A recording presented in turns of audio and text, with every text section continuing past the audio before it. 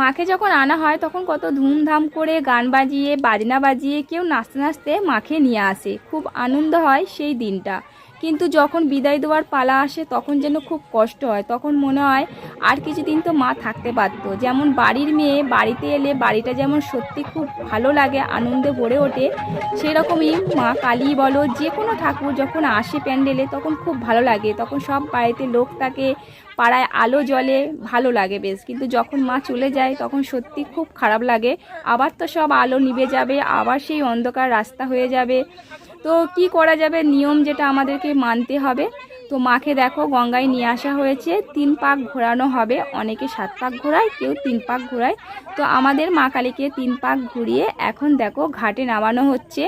আর আমরা যে টাইমে এসেছি জল অনেকটা নিচেতে চলে গেছে, এখন ভাটা পড়ে গেছে কিংবা জোয়ার হবে ঠিক জানি না, তবে এই ভাটার সময় যদি বিসর্জন হয় না খুব কষ্ট হয়, কারণ অনেকটা নিচেতে নামতে হয়। আর যেহেতু এখানে আলো আছে কিন্তু আলোটা খুবই কম, তার জন্য সবাই মিলে এখানে লাইট দেখাচ্ছে যাতে অসুবিধা না হয়, আর যেহেতু স্লিপ আছে কেউ পড়ে না যায়। মাকে বিদায় দিয়ে এসে সবাই এখন মিষ্টি মুখ করছে।